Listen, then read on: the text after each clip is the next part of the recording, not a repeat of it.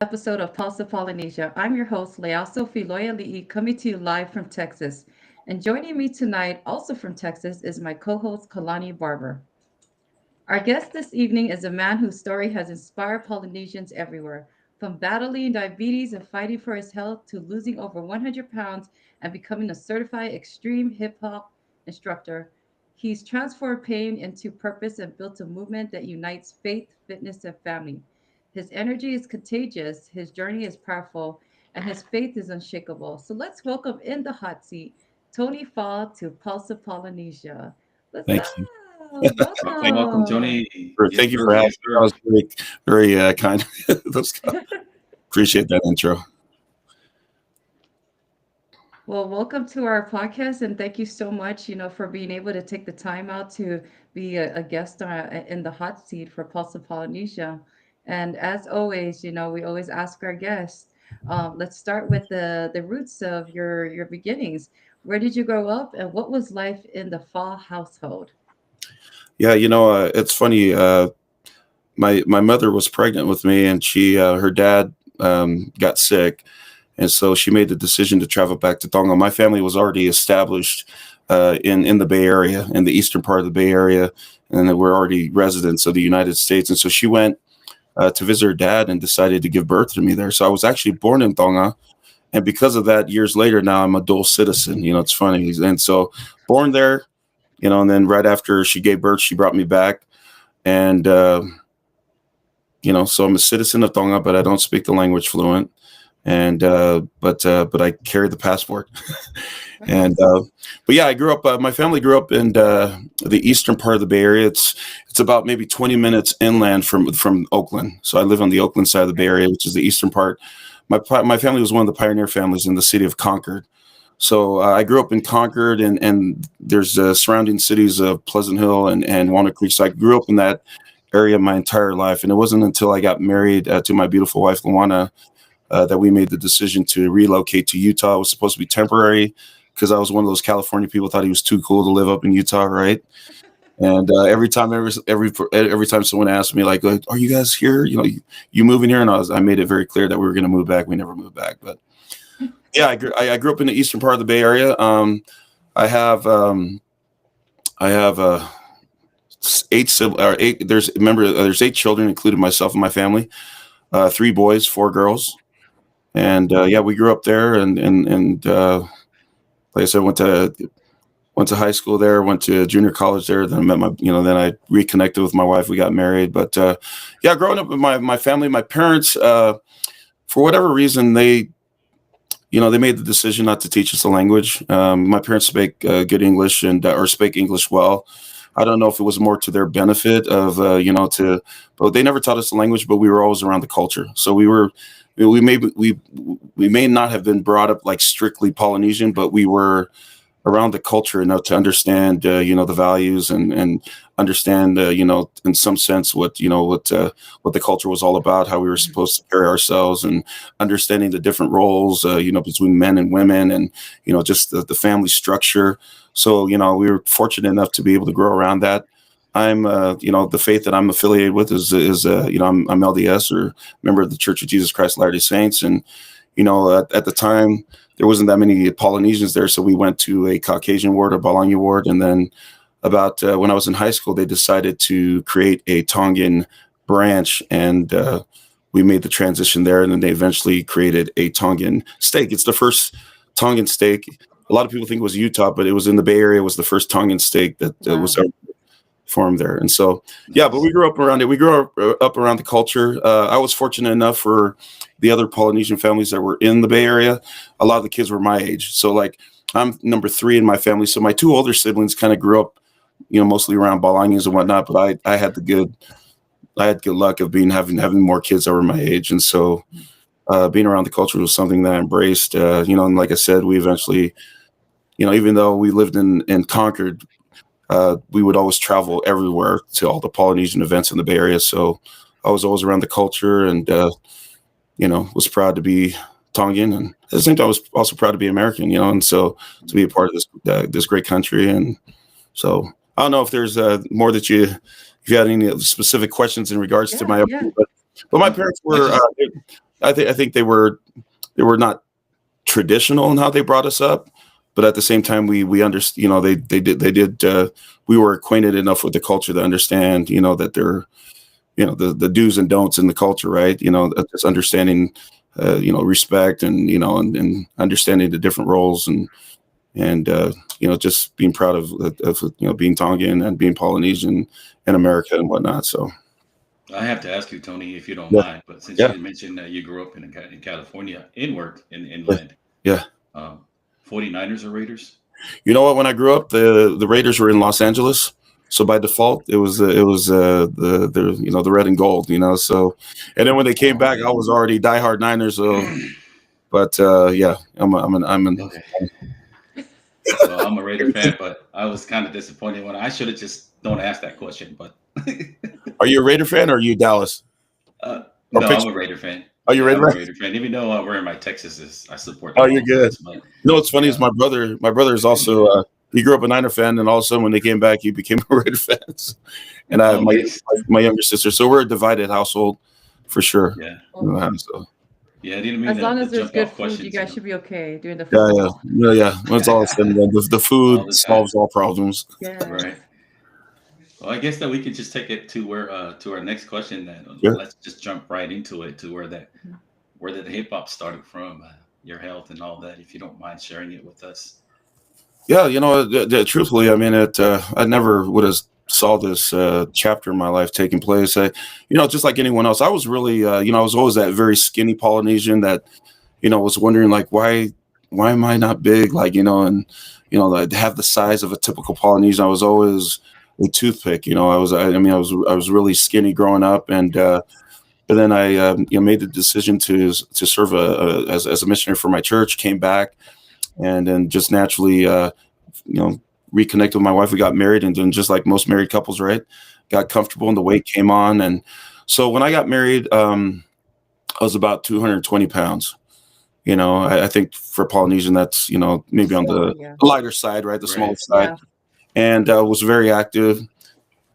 Got married and just got comfortable and stopped being, active as like I used to be. And we moved here to Utah, and then the weight just kept coming on. And when we were, and I think it was the year before COVID, I'd really just, I was pushing up close to 400 pounds.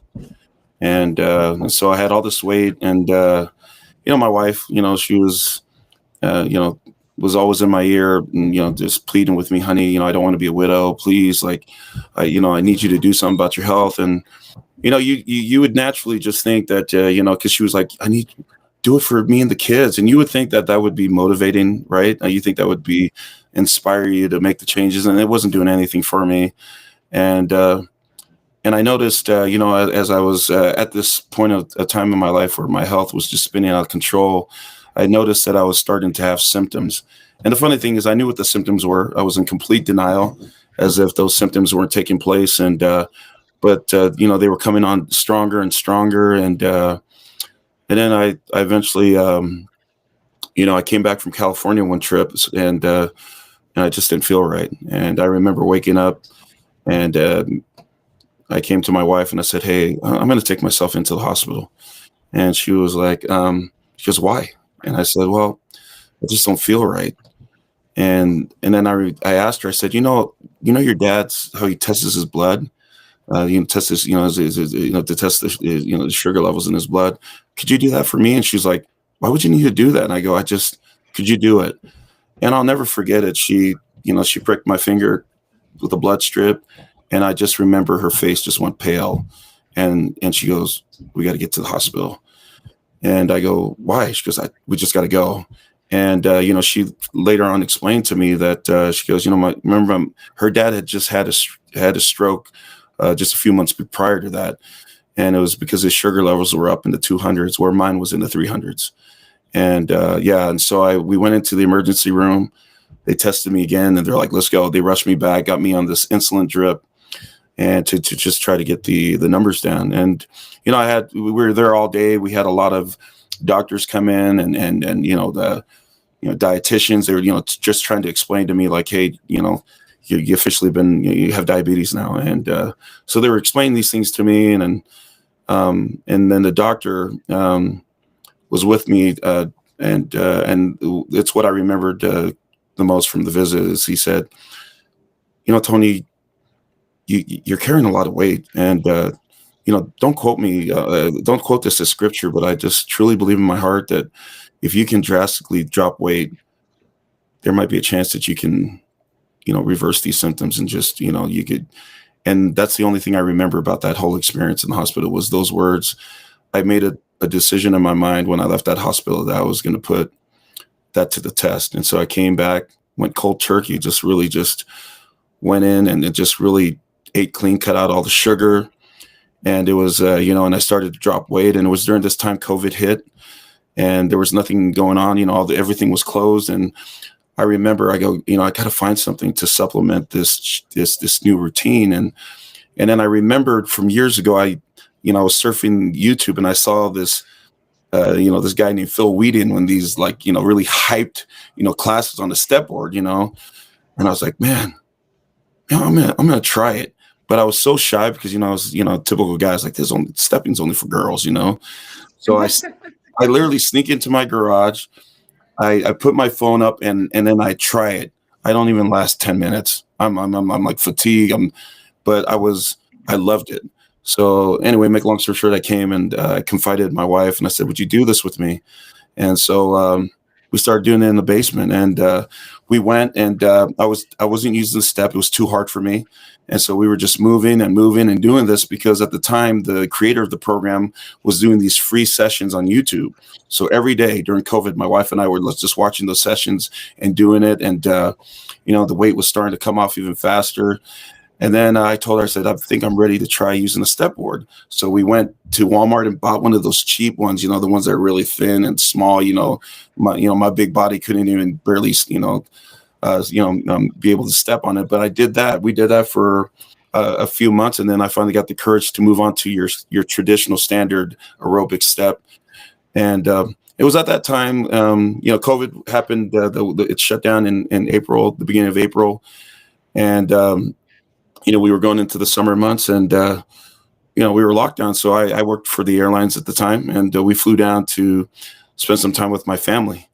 And I confided in them. I told them, I said, hey, I'm trying this new program. And, my brothers in particular, they were looking at me like, dude, you're lame, dude. You're actually, you're doing a step program. But I introduced. They should have saw the difference between how you looked before and now at that time, right? Yeah, I mean, I don't know what they're. I think I would have had the same response if it was my brother come in. But you know what, they did it. I said, try it. And so we were doing this in the garage during COVID as a family. And it was during that time in the summer where, my sister Lila got on board. You might have heard about my sister. She's also an instructor. And she's like, I'm going to get certified as an instructor. And I was like, yeah, do your thing. And so, and then at the same time, my wife was like, you should really document your journey, just kind of as a journal and as a hold yourself accountable. I was like, no, I'm not going to do that. And she goes, you should do it. My sister encouraged me too. And so I started posting my workouts on social media. And then those videos started to go viral and it connected me with the creator of the program. And then all of a sudden we started to interact during his live sessions on YouTube and started to build a relationship. And I had never met the guy before. And actually went down later that summer. Everything was still shut down. I went down to Sacramento, got a chance to meet him, both me and my sister Lila, my wife, and we all went and met him. But it was during that time where I decided, I was like, you know what? If this program has helped me so much, has really impacted my life in this way, then maybe it can help some other people. Maybe if I can get certified, I can help, I could introduce it to some other people. They can get certified as instructors, and then I could step away because I had no desire to be an instructor. So I got certified, and then it was in October later of 2020. I decided to teach my first class, and I remember because of COVID restrictions, I could only have a certain number. So I posted my class. I advertised. I posted it, and my class filled up in less than 5 minutes. And then I was like, "That's weird." So I told my wife, I said, "Well, maybe I should have another session." because I had some people reach out to me and say, "Hey, I can't get in your class," and I go, "Well, I'll do another one." So I did 2 classes. It was on Halloween of October 2020, and I posted that, and they were both, it was small numbers, but they were both they filled up really quickly. So I taught those classes, and then I was getting so much inquiries like, "Hey, how can I come join your class?" So I said, maybe I'll teach a couple classes during the week. So I started teaching a class on Tuesday, Thursday, and Saturday. And I would post the link to my class, and less than 5 minutes later, people were messaging me saying, "Dude, I can't get in your class. How can I get into your class?" And the demand became so great that I said, well, maybe I better start teaching every day. And I was posting my class every day, and people were just fighting to get into the class. I don't say that like arrogantly. I'm just telling you that Right. for some reason, people that were coming to the class were loving, this hip hop version of aerobic stepping. And then before you knew it, I started teaching in multiple studios, and I ended up bringing down the creator of the program to Utah, and he had been here before. And so when I first met him, a few months prior, my first question when I met him was, "Can I get you to come to Utah?" And he said, "Utah?" And I go, "Yeah." He goes, "No, we're not coming to Utah, Tony. We came last time, and it was," in his words, "bootsy." He goes, "It was bootsy. We're not coming back there." And I go, "I promise I can get people there." And he goes, "Well, we'll talk about it." He calls me in November of later on of 2020, says, "We're going to come, Tony. Can you make it happen?" Well, our governor here just put a restriction, like you can't have more than 10 people. And I said, "Man, I don't think I can do it." And he goes, "Well, you told me that you can do it. So either you make it happen or not." So make a long story short, December comes, and they said, "How many people you think you have, Tony?" I said, I think I could get maybe 60. And they're like, "Tony, are you sure? 60? I go, "I think I get 60. When the day came when they posted, the tickets went live, they sold out in less than 5 minutes. And then the people were hitting me up. They're like, "Dude, I can't get tickets. What's going on? The link down?" And so I reached out to them, and I go, "Hey, they're saying the link's down." They're like, "Is it sold out?" And they checked in. They're like, "Tony, it is sold out." They're like, "Do you think you can sell more?" And I go, 40 more. They're like, "Tony, you do that. That's the most we've ever had at an extreme event." I said, "I think we can do it." They posted it sold out in 5 minutes. He comes down to Utah. He's blown away. It's 100 majority Polynesians that are stepping, in this event. He's blown away. It's like, it's just an amazing experience. It went viral. Now, fast forward into 2021, me and my siblings are talking, and we're like, "Why don't we do a step in for the Foz event? Let's just us. We'll do the event. We'll do it and see how it goes." And I remember my sister posted the link, and she reaches out to me, and like in about 15 minutes, she goes, "You won't believe what's going on." I go, "Well, what's going on?" She goes, "We're almost at 200 people in less than 15 minutes." And so we had over 200 plus at that event.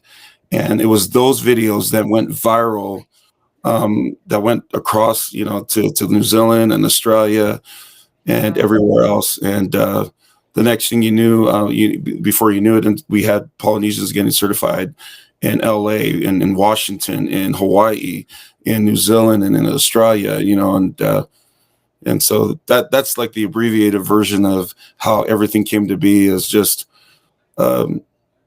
made from a decision to start teaching. And I never could have imagined that it would grow to what it became. But it was just the experience of witnessing it and seeing the impact that the program has had in thousands of people's lives, and especially when we're talking about our people. I mean, a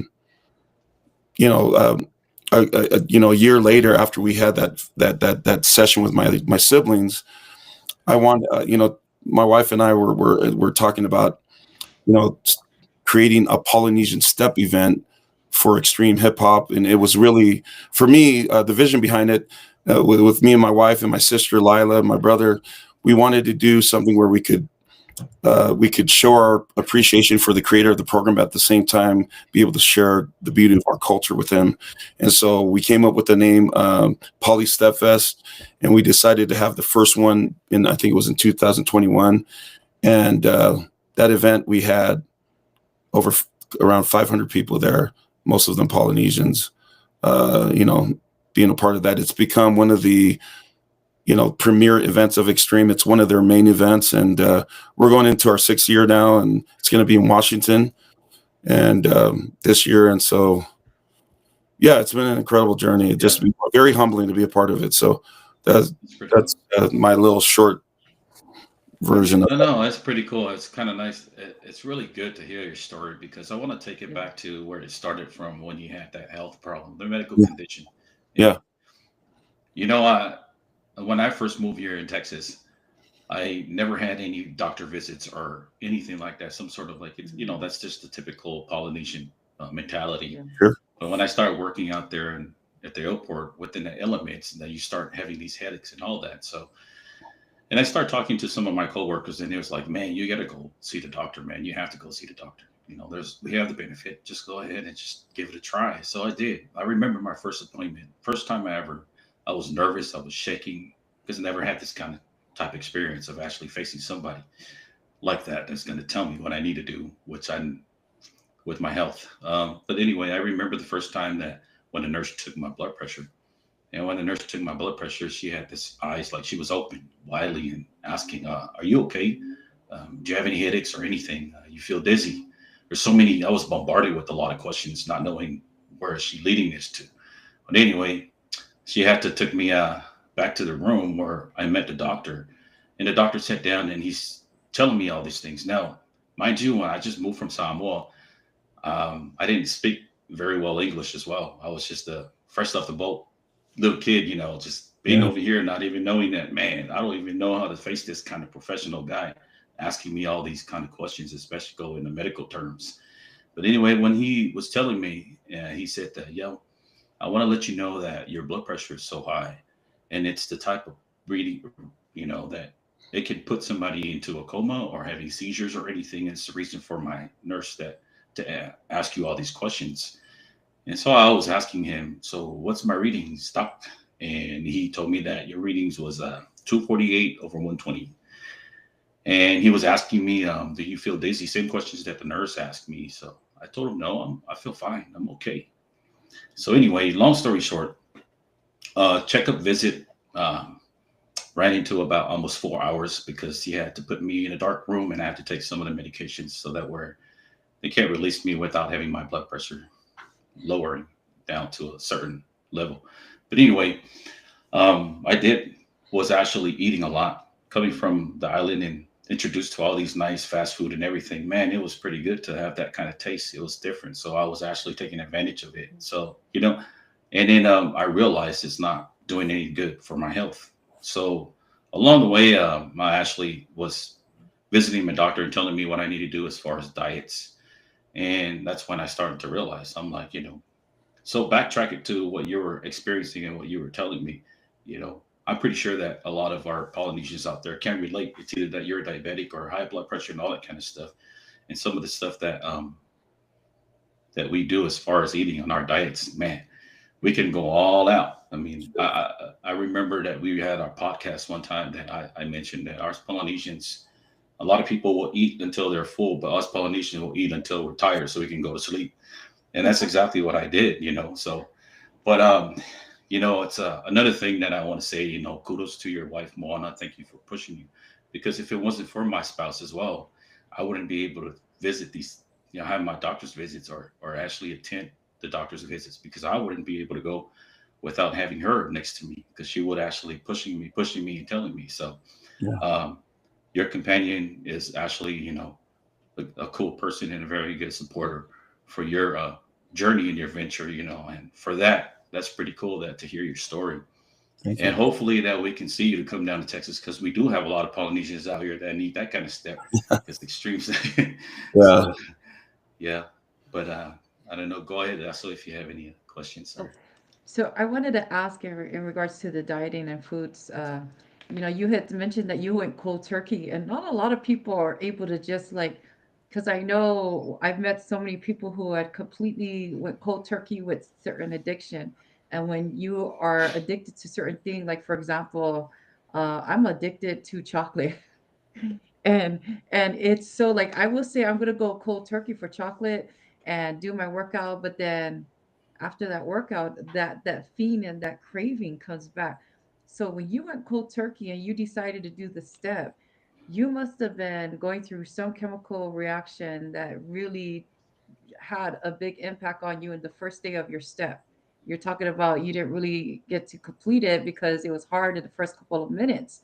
So how did you battle fighting those demons in your mind when it came to cutting back on certain things and pushing forward when it came to your steps and trying to be motivated?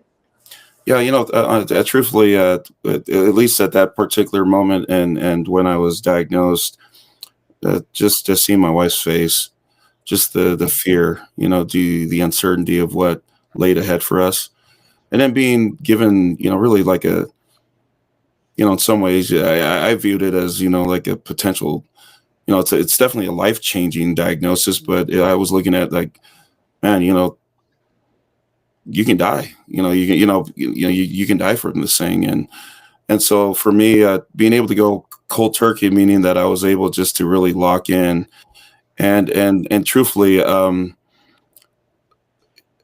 I like to say that there was a struggle there, but I think the realization itself of being in the doctor's office, having all those nurses around me, seeing the concern in their faces, and seeing, like my dad died.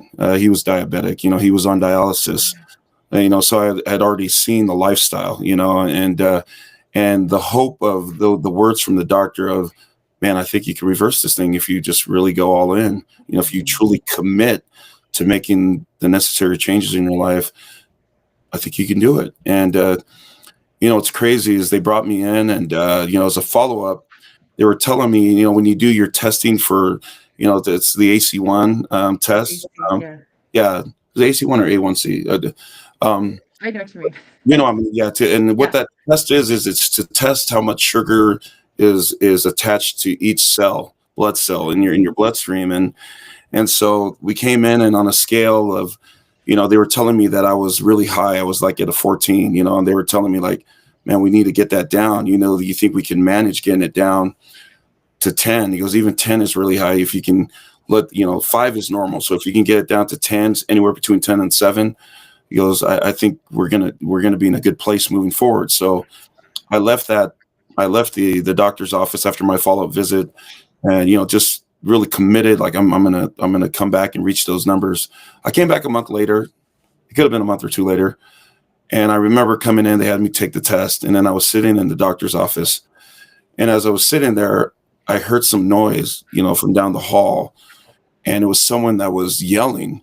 And the yelling got louder as it got closer to, as the person that was making that noise was coming, towards me, towards the office I was in. And then all of a sudden, it was right outside the door, and the door to the doctor's office flew open. It was my doctor. He's like, Tony, what was the goal? And I go, you said, anywhere between 7, like 10 and 7. He goes, do you know what your score was? And I go, no, I don't. He goes, it was a 5, Tony. It was a 5. You're all the way back to normal. And just seeing the excitement in his face. And he goes, if you can maintain these numbers in your visits, your follow-up visits, he goes, we're gonna have to look at, we're gonna look at like weaning you off, because they just put me on metformin at the time. We're gonna wean you off the diabetic medication and whatnot. What he didn't know is I had already weaned myself off. I already started weaning myself off, and I came back for the follow-up visits. My numbers were normal, and that's when they were telling me like, you're good. He goes, you're good. Now he goes, we don't just, now you can just come do your follow-up visits every 6 months and whatnot, and just make sure. But as far as being diabetic, we're gonna remove that from your file. You're not going to be considered diabetic anymore. So that was just so exciting for me to be able to hear those words. And like I said, I don't think I did anything drastic.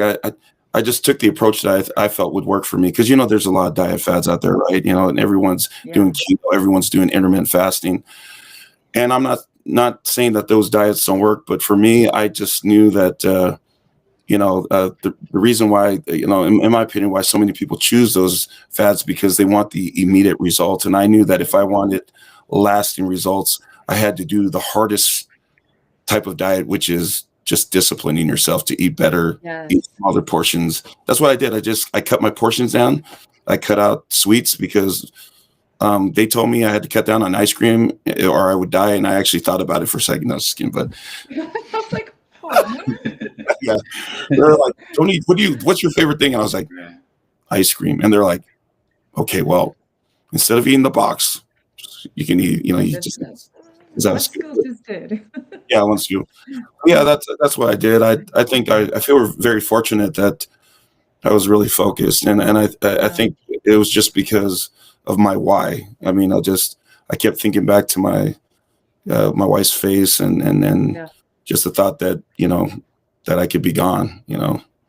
So You yeah. you know what's so unique about this whole thing is your body was so used to holding on a thin line that you're about to collapse, but you just kept on moving yourself. So that kind of just tells me the type of drive that you have within your soul, that even after this journey, you're still pushing yourself. That's your mentality, Well, you know. I was fortunate because I think Kalani hit her on the button.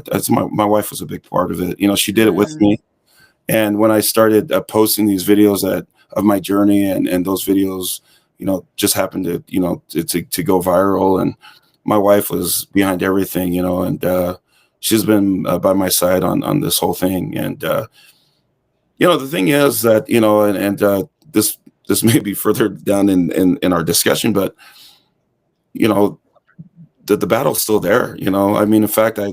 I put back on some of the weight that I had lost, but and then I'm currently trying to shed some of that weight back off. And but just because I went through something as traumatic as that doesn't mean that the battle's over. I continue. That has been a continuous battle for me. Where just like anyone else, I'm just like anyone else. The yo-yo effect of Yes. like yeah, I was really focused and committed, and then then I lost discipline. Plateau. And Yeah. got plateau, get comfortable, and then like I'm only gonna eat a little ice cream, or I'm gonna or you just you lose discipline. And it's Hmm. because for me, I forget my why I'm doing it, and then I'm able to get back Yeah. on track. And so yeah, the battle for me is ongoing, but but I'm just fortunate to have a wife that just like, hey, Yeah. you gotta get back on it, and so Yeah, I wanna just kind of like go off a little bit. I want to sure. say something, growing up as a kid, and then we get to our teenage years, and at the time that I used to go clubbing, and man, I'll tell you what, I never knew and I never understand the benefit of clubbing, because some people they go there just to have some drinks and stuff like that. But when I go, I like to go dance, and every time after I dance and come off clubbing, sweating all that, and I can imagine that extreme hip hop.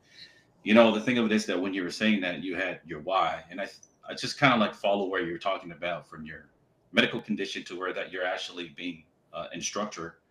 Man, it's just amazing that the story goes along with it, because you found something that is actually nice, and it's actually fun as well. That actually give you that consistency to be able to carry on this, and not only that you're doing it as, I would say, maybe like a business, but at the same time it's like a fun thing that you're actually doing it for the benefits of Hmm. others, but not knowing that it's still being consistency of what your health was, and looking into it right now that it's benefiting you a lot. And now, and of course, most of the roles that is played because of your companion next to you pushing you towards to this kind of stuff. And then I'll take it back to that clubbing thing. I look forward to it sometimes every Friday. I'll like, man, I can't wait so I can go look for something to wear and then go to the club and start dancing, man. But not knowing that now, I realize it's like there's a reason why that a lot of people are loving these hip hop extreme dancing or steps or whatever. But you're right. It's just the mentality of our Polynesian people. It's like, man, stepping is just for females, man. Why you got to do all that kind of stuff? But not knowing, It's for all the you know, Jane Fonda for girls. all the, yeah. Yeah, yeah, It's just that it's nice to see our Polynesian to drifting towards something that is different from our typical Polynesian. I would say like mentality as far as sports, because that's where most of our thinking as parents always push our kids to sports, and our mentality as well. It's always towards that kind of stuff. But with this kind of stuff, man, it makes me want to go to my garage now and start putting some music on and start stepping now, so I Yeah. can sweat a little bit. But the thing of it is that not, I didn't mean to kind of drift it off with our subject and stuff like that. But I always think about those kind of stuff because those are growth moments, and it yeah. does relieve a lot of not. But now I don't know. I got to make sure that I have to go see my doctor with my knees and see if I can do all the steps and everything. Yeah. Well, So that yeah. Sorry, I didn't mean to cut you off. you could. No, I was just saying that that I think uh, and not to give me like more credit than I should. The program was perfectly set up for our people because it had the what I believe is the elements of what our people love the most, which is music and dancing. Good music and dancing.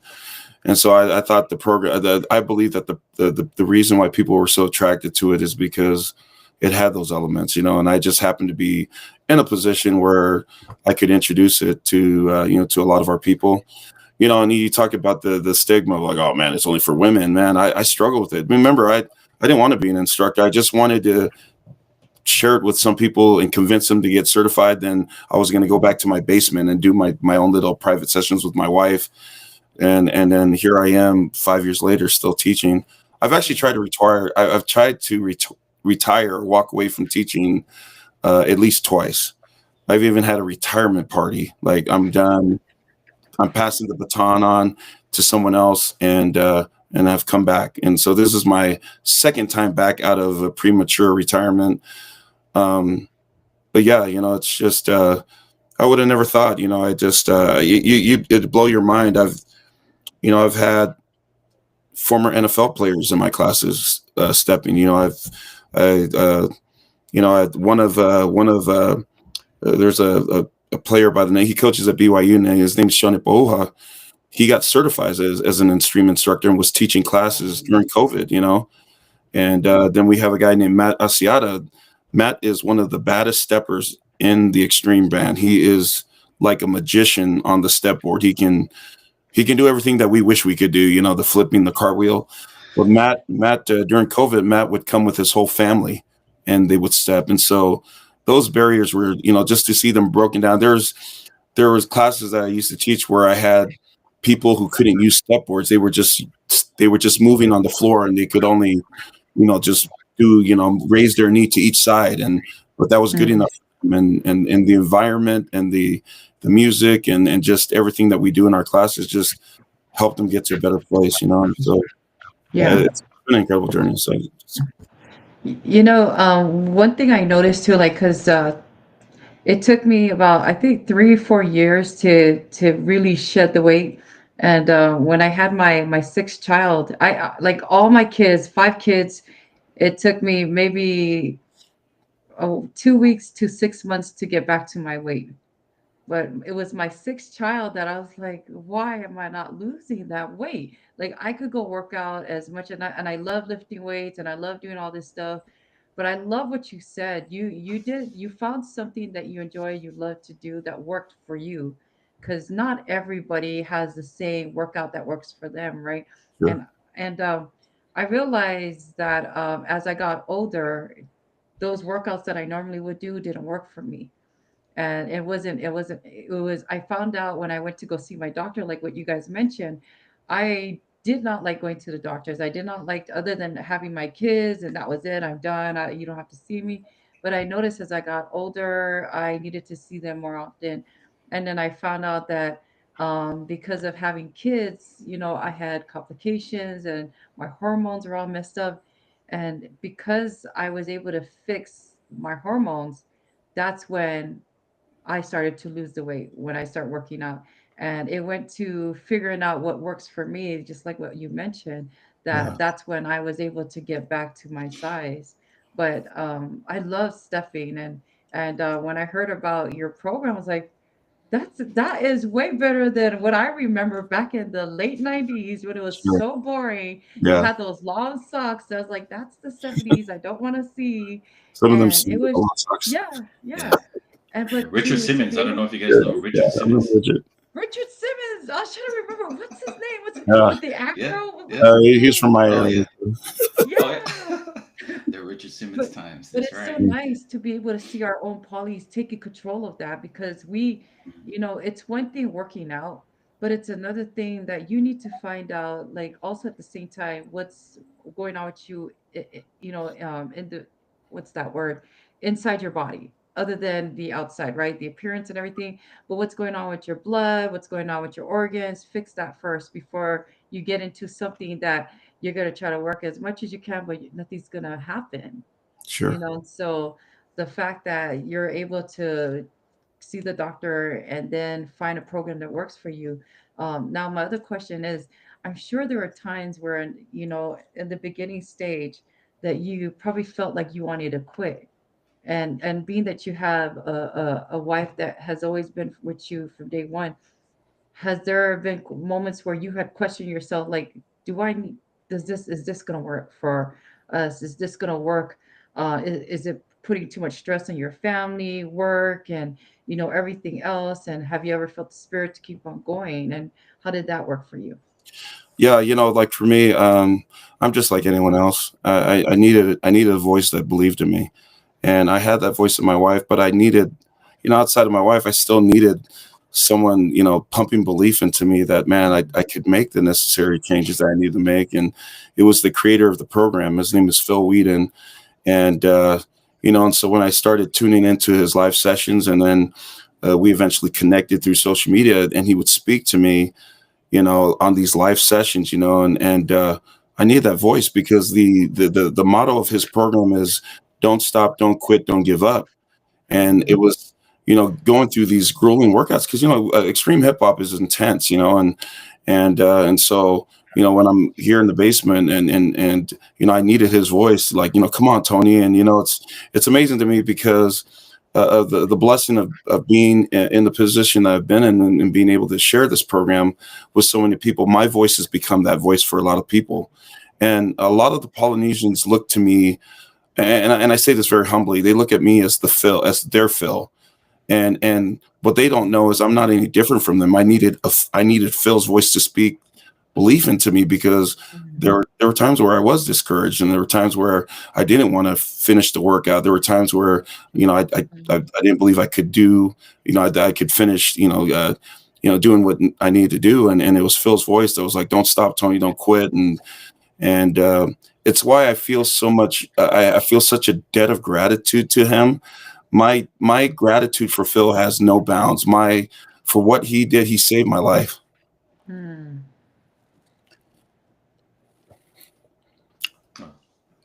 I want to take you to your plan if you don't Yeah, mind me sorry, asking. man. We'll get back to Phil, but Yeah, no worries. just a quick question: who chooses the music? Or I know you plan Monday, Tuesday, Wednesday, Thursday, but as a workout, somebody when they do their workouts, like if you go lift weights, okay, Monday's going to be my arms, Tuesday's going to be my legs, and all that and so forth. But as far as extreme hip hop and the music, do you go by it the way that you feel, or do you have specific plans of what kind of routine you have to do it Monday, routine on Tuesday, then maybe Friday will be a burnout that we're going to do all out? Who chooses the music? Is you or somebody else? No, it's me. I choose the music. The thing for me, and I feel really grateful to that I've had this. I've continued with this practice ever since I started teaching. Is I I people are making an investment to come to my classes, and I've never taken that lightly. I've never taken Yeah. lightly the fact that people look to me to deliver an experience, or to help push them to do something that they don't want to do. I've never taken that responsibility lightly. So I am very strategic. I mean, I even to this day, I still study my craft. I Yeah. still I still come in with a shadow playlist that I plan on using, but I'm very interactive in my class. So when I'm teaching, I watch the people. I pay attention to if the playlist is moving them, and if I have to make an adjustment. I'm always watching. I'm always, I'm checking the pulse of the class so I can make the necessary adjustments to elevate the experience. Mm-hmm. And so, yeah, I'm very strategic in what I do. I know I never wing it because I just never wanted to get to a place where I just thought like, I thought like, man, you're experienced, or you're so good, you don't have to do this. And what really has kept me, kept me in that place is like, man, these people are paying money to come to my classes, and I want to make sure they walk out of that class and be like, dang, that was worth more than anything than the class fee that I paid. And so, yeah, I do the playlist. I choose the music, and then it's very rare that I stick to my playlist because, again, I always gauge the pulse of the class. And if I feel like they're struggling and I have to push them and it means changing the pace of the music, I'll do that. If I feel like, like I could slow it down and they could dance on the step, more dancing, more so than more like exercising type of movement, then I'll do that. So I try my best to be very in tune to what the class is going through during the class. So sorry. Man, I can just picture you being a DJ, because you can be a DJ. Seriously, like you can just do the mix and all that, boards and everything, while motivating everybody in the club. Nah, I didn't mean to go to that. When I tried DJing once, it was for my ward, and the bishop said the worst DJ that they ever had in the history. That's funny. So my DJ days were over the first time I tried it. So. Right. So. Yeah, but if you don't mind going back to your coach, I can't remember his name that you were talking about. I know that he plays a lot of roles and everything for pushing you to where that you almost, when Sister Leaso was talking about, if there was a time that you almost gave up, always quit, not finishing some of the sessions and all that. But if you don't mind carrying on. Yeah, man, I just, like I said, I needed a voice. And at that time, it was a very dark chapter in my life. And, like it was his voice that brought light it brought belief and hope that I could follow through with what the doctor told me that could possibly happen, that could become a reality. And then obviously the support system of my wife and children. When we started the experience, my kids and my wife were stepping with me in the basement, and so that was huge as well. And then when my siblings jumped on board and were doing it, it just became a family affair, and my sister, me and my sister and my brother, who are all instructors, the Polynesian people who do Xtreme, they look at us in a certain way, and we're really humbled by it. And I just believe that, it's because that program has impacted all of our lives. My sister, my brother, and even my siblings who they're not instructors, but they do Xtreme as well. And so, and then, from an instructor perspective, like I said, guys, I never wanted to teach this long, but when you're working with people and you see that they're depending on you, because again, I've tried to retire twice. I wanted to scale back and just kind of go back to my own life, but you feel a sense of obligation. You feel a pull. Like it's like we need you. And you can't leave. You can't stop teaching. We need these classes, and I have a majority of my students obviously are women, and I've had many of them share their stories with me, and as they've shared their stories, their challenges, their trials, just their demons, it shakes you. It shakes you to the core, because you look at some of these people, you look at a particular person, you're like, this person's vibrant. They got this, very outgoing personality, and they're very outgoing. They're, the people, everyone loves them. And then they share their journey with you. And behind that facade is a person that's on the verge of taking their life. And when they tell you their story, I mean, it shakes you to the core, man. It's just like, a lot of these women have shared their stories, and I've kept them privately. And occasionally I'll go back and I'll read the stories, of what they shared with me. And I'm just like, it's kept me, and it's part of what has kept me to keep teaching, is because I've just, I feel a sense of obligation that I have to keep teaching because there's so many people depending on me, and that's what keeps pulling me back. It's just like, when you lose that sense of purpose, like when I tried to retire the first time, um, I was humbled by just the outreach of the poly community saying, please, we need you to come back. We need you to come back. We need your help, and it's just like, and then when you're not doing that, you're not fulfilling that purpose or that role. It's just like, man, I got to go back. These people need me. I need to go back and help them. And so I just feel so blessed that, I've been able to be in this role, to be able to help people out because, again, I was just using the program just to get me in a better place. And by getting me in a better place, it has now allowed me to help other people. So, the beauty of this platform right here is like, regardless of your professional background, of all the hot seats and all the people that we've been talking and having this conversation, it always leads to where that, man, it opens up another door to where that we can talk about. Because you were talking, this right here was, we were talking about the condition, your medical condition, and myself as well. And now it leads to where that when you were mentioning, our community, Polynesian itself as a whole, the mental statement that we actually, if you don't mind me towards, moving towards that way, that I'm glad that you brought that up, because there are some our people out there, any Polynesian out there, Samoan, Tongans, Micronesians, Hawaii. I think this is one of the sensitive topic that a lot of people that our own community are shy from sharing. And for me to listen to some of the clients that you had and some of these dancers that actually came up and opened to you and expressed their, to let you know some of the problems that you were actually listening to, that it almost sounded like it put them on the verge of taking their life. It's amazing to me, because not only that you're helping these people out to at least gain something as far as their medical condition, but there's another reason why that some of this can benefit from other people. And then one of the benefits is from those, it's the mental issue as well.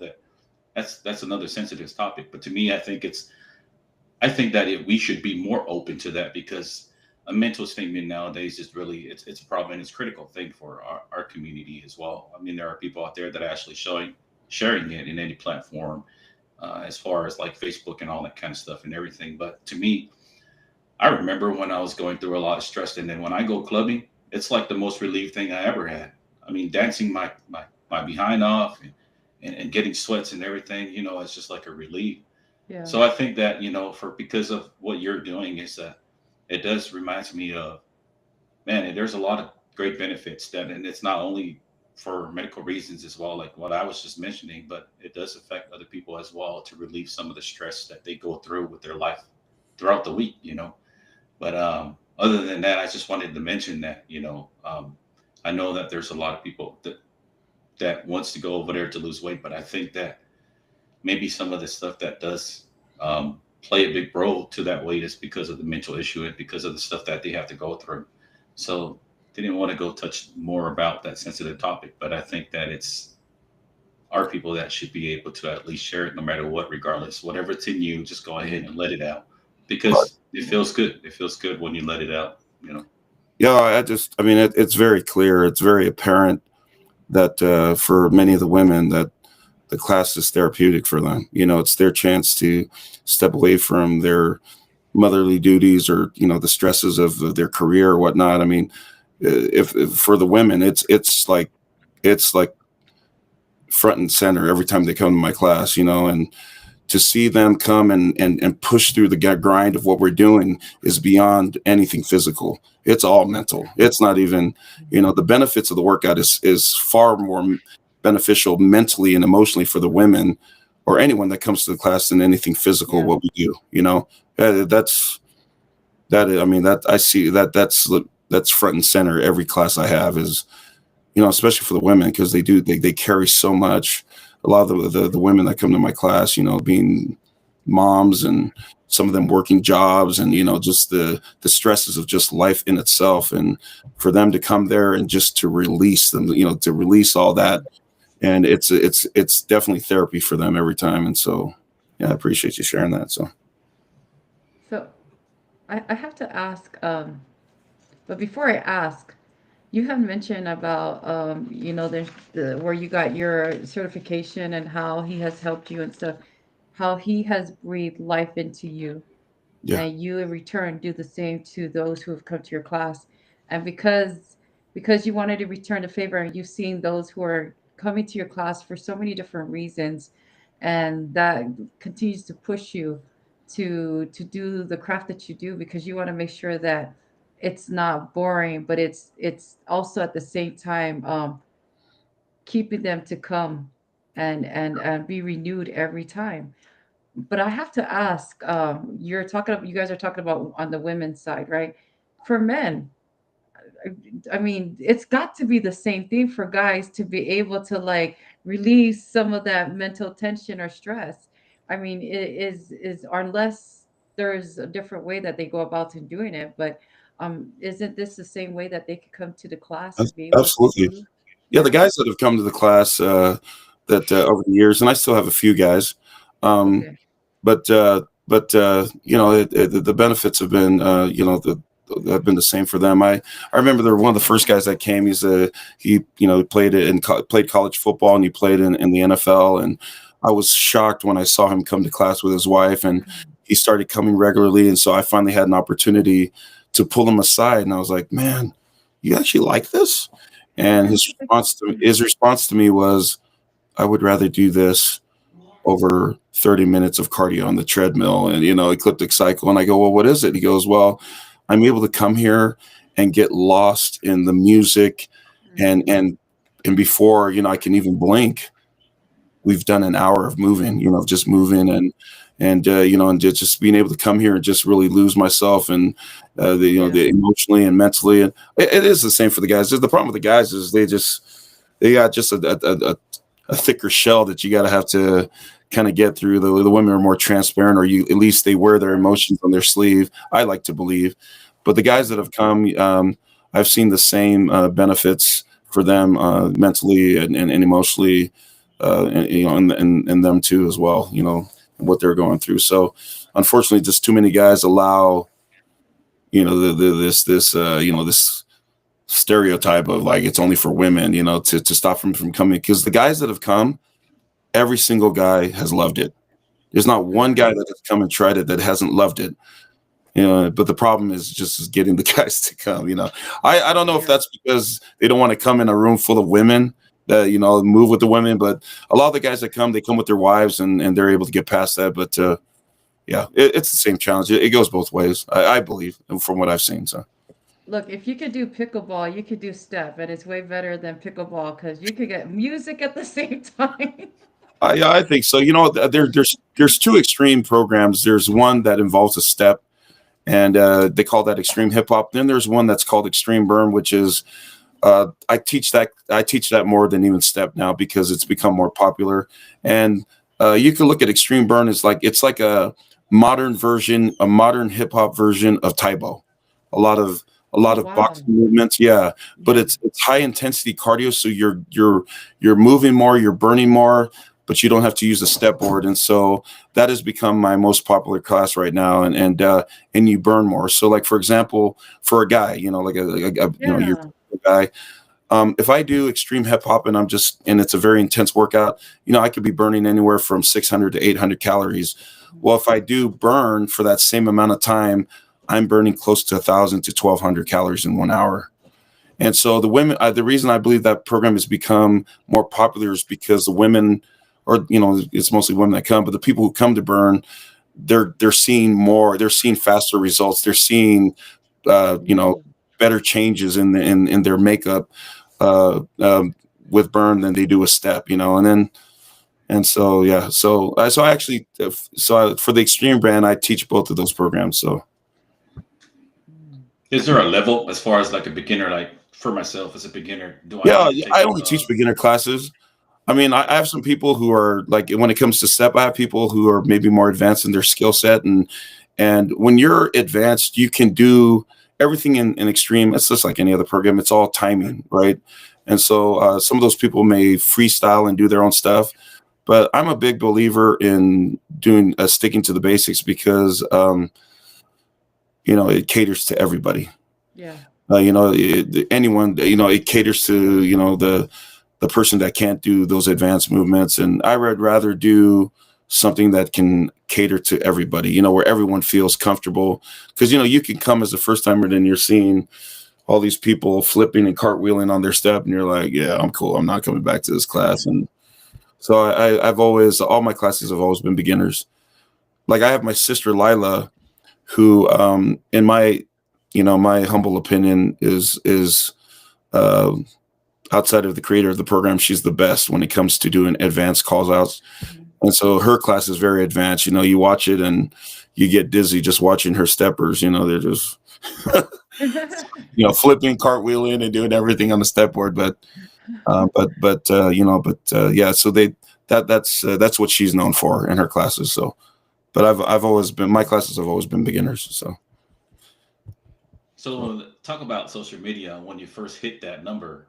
I mean, I'm talking about probably almost 1 million people now on your extreme uh, social media. But as far as our Polynesian, how did it feel? How did it feel when you start and see our community coming together to join this step? Because like what you're talking about, and as us Polynesian, that we have to see others to join, before the other crowd start moving. It's like our own philosophy as far as Polynesians. It's like, oh, I'm not going to go because there's no other Polynesian going. So, and then when you see that community start coming together, if you don't mind taking this back and talk about it.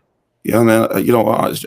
Truthfully, it was very humbling to see. And when we started to see Xtreme Hip Hop sprout up in Polynesian communities in LA and in Hawaii and Washington, and eventually went overseas. I mean, to see everybody doing it, it's just, and then to be able to put together an event that brought everybody together, or everyone that could at least make it. It's humbling. I mean, you have to be in a room, if to be in a room in a gymnasium where you see hundreds of Polynesians moving.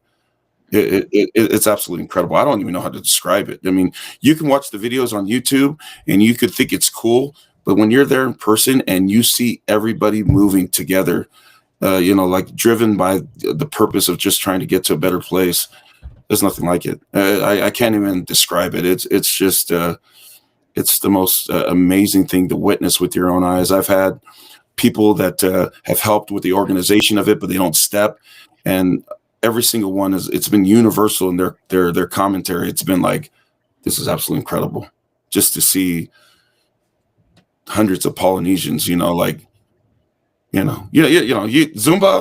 you see that, you can see convention Zumba, but when it's like 90% poly and nothing like it, it is, eventually when I walk away from this thing, it's going to be, it's something that I'm going to hold close to my heart, for the rest of my life, just to be able to witness that and to see it. I mean, I'm still humbled by my classes. I just see, see everybody in my class moving, and I'm just like, who would ever thought? Who would ever thought? And I'm not trying to, not saying this to put our people down, but it's just like the fact that you have a classroom full of Polynesians just like grinding, and they're just, and they're driven. They're just like, we're all one in purpose. We're all just trying to get ourselves to a better place, physically, emotionally, mentally. It is a humbling experience to be a part of.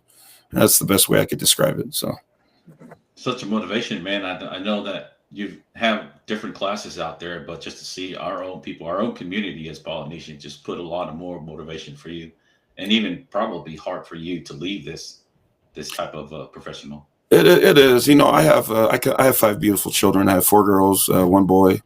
My boy's right in the middle, and my part of my my reasoning in wanting to walk away is just because even though I'm teaching classes at a time when they're sleeping, because I teach only early morning classes at 5:15 in the morning.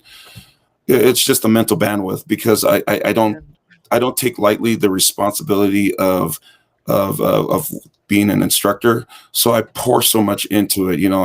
Even when I'm in class, I'm constantly driving my students to, to move and to do things that, I'm just trying to push them. And so I will literally leave class and I am like, I'm spent. I'm completely dead for the rest of the day, and there, and then in a lot of classes, I'm not even really necessarily moving with them. I'm just like walking around, calling out the movements.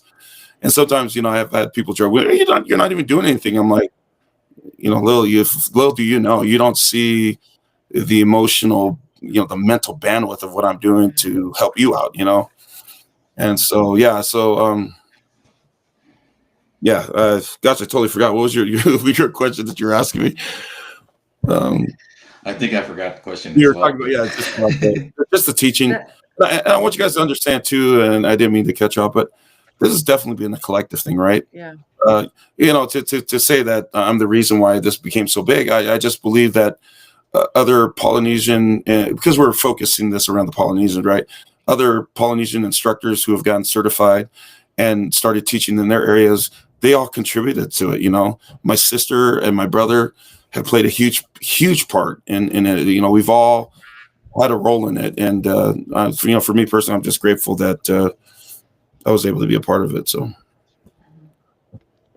The fact that you're able to, it's hard. I get it. Waking up early in the morning, not just 5 in the morning. You got to get up like way ahead of that 4 in the morning, I guess, because then Yeah. you got to get ready. Then you Every got to, morning.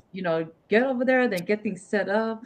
And then on top of that, you mentioned the toll that it takes on your body for the full day because you're not giving your 100% to your family or whatever Yeah. you need to, for the rest of the day. But the fact that you're there present for everyone and try to live deviate yourself to be able to be there for each and every person that you're trying to be there for. My question to you is how does your missionary in the past play a part in your future and the way that you are coordinating your daily life with what's going on? You mean as having been a former missionary? Yeah. Yes. Um, going back to going back to my family, and I've told my students this. I tell them, I'm like, your contribution to what you get, your contribution for class can in no shape or form compensate me for the time I'm losing being away from my family. Mhm. I go, I don't care if you're paying more than that. I go, it's just because I can't get that time back. Even, because I've had some, and they're only joking, but they're like, your kids are sleeping. I'm like, yeah, but I'm away from them, and then the time of Yeah. preparing and prepping and my mind being focused on classes is time that I'm not focusing on my Yeah. family. But when you're talking about just that missionary, being the missionary minded or the experiences when I was a missionary, how that relates today, I just I go back to the sense of purpose and obligation I feel to serve. Mhm. And for me, I think like a big part of why I've been able to push through it, because when I tried to retire the first time and I went back to teaching, um, my youngest daughter came to me and she said, Daddy, why are you teaching again? You told me you said you were going to stop. And, trying to help my young daughter, I mean, she's not young, but she's in 6th grade, but to explain to her that, that dad feels an obligation, to serve these people. Like, that's the essence of the gospel of Jesus Christ. It's just like, is to be able to take your eyes off of yourself and Yeah. place it on the needs of others, and it's not always easy, and, I don't even, and my students have been, the people that come to my class have been so grateful and have been very, very open and expressing that appreciation. But I don't even think they truly understand the sacrifices that my family has had to make to support me in this role of, because again, I never wanted to do it. I never wanted to do it. I never, I was like, share it, you get, and you instruct, you teach, and I can go back and just stay in my basement because I was content doing that. But when you feel people, the weight of people leaning on you and it needing you, like in a sense of like, man, I my survival, or me being able to just get through the days dependent upon these classes, man. It elevates. You feel like now I have to take my eyes off of my own needs and be like, okay, I need to serve these people and help them out, even though someone somewhere else in my life is being affected by it. And that's why I'm so grateful for my wife and kids, because they've been able to connect into the vision of Dad's doing something to bless the lives of other people. And even though he may not be here or whatnot, we're going to support him, because as far as my personal beliefs when it comes to the gospel of Jesus Christ, is that's the essence of the gospel, is to serve selflessly, even by being able to take your eyes off yourself and focus on the needs of other people, and to be able to serve them and to help them. And that's what's kept me going, guys, truthfully, because I could quit tomorrow and just go back to focusing on just life with my own family and kids. But what keeps pulling me back is this sense of obligation of that the people need me. They need my help. So anyway, sorry. Yeah. The way you were talking, the way that you plan your whole week out. Let's just say Monday, Tuesday, Wednesday, you're teaching. You're so motivated. The enthusiasm that you have to go through as far as making sure this whole class is actually good, with a good vibe. And let's just say that transitioning from that to Sunday, it's a switch that you turn from being hype and into where that you have to transition yourself to a whole different level. And if you don't mind talking about that, I know that you just got out of a meeting from church, and it's just that I don't know if I can picture having all the extreme and everything, the extreme step, and then you have to go through all the planning and get all the music and everything, and then to where that, okay, let me go ahead and turn the light off. All the music that I've planned and everything, I got to put that on the side. Let's focus on the hymns. Let's focus on the lesson. Let's just go ahead into spiritual world. If you don't mind talking about it. Well, yeah, it hasn't always been easy. I mean, it's to turn that switch off. I don't think you necessarily turn it all the way off, because Sundays, Monday's coming the next day, and I'm already preparing for the next day. But I do my best to be able to keep it separate, and and to be in the moment of as far as with Sunday in particular, and focusing on my family, and just just making sure that I'm vested in what we're doing on Sundays. To me, it's important that my kids understand, just the importance of the gospel being a priority for them in their lives, to have that as my wife and I, to do our part in helping to set a foundation in the lives of our kids, to have that be at the forefront of everything we do. And so, like I said, I give so much credit to my wife, because she's the one that is able to, like when I'm like distracted, she's like, dude, put that away, like, hey, get off your phone. Hey, get off the laptop, and but it's not always been anything. That's just being truthful with you, is that to change hats, so to say, and now become the spiritual leader for our family, or the co-spiritual leader with my wife. It's sometimes I feel like we're doing a great job, and then sometimes I feel like, oh man, Tony, you got to really reprioritize. And it's funny, because this analogy was shared with me one time with a leader in the LDS church, and he was visiting and was giving some training, and because you guys are both members of our faith, it was President Bednar, and I was asking him a question, and I said, man, President Bednar, you're leader in the church. You're also a father to a beautiful family, but you're also very successful in your professional career. How do you balance it all? And he looks at me and he goes, you don't.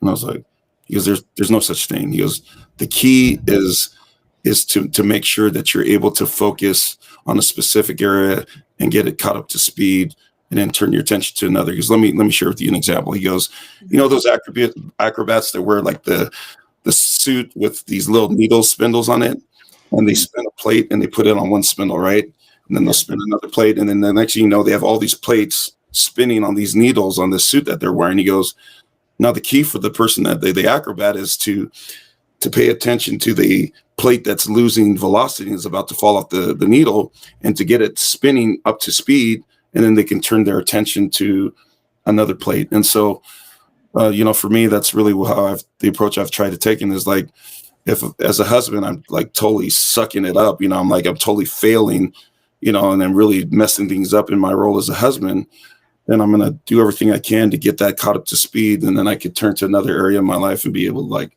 okay, I need to become a better father. So I'm going to focus on my fatherly duties and responsibilities. And so that's what I feel like. That's the approach I've tried to take, is just try to focus on different areas and focus on one particular area and try to get that up to where it needs to be, and then focus on somewhere else where maybe I'm dropping the ball. So I don't even know if that answered your question, dude, but No, no, no. It was pretty good. I mean, most parents, as far as work and family, some things, there's only two things that they have to focus on, which is family and yeah, working.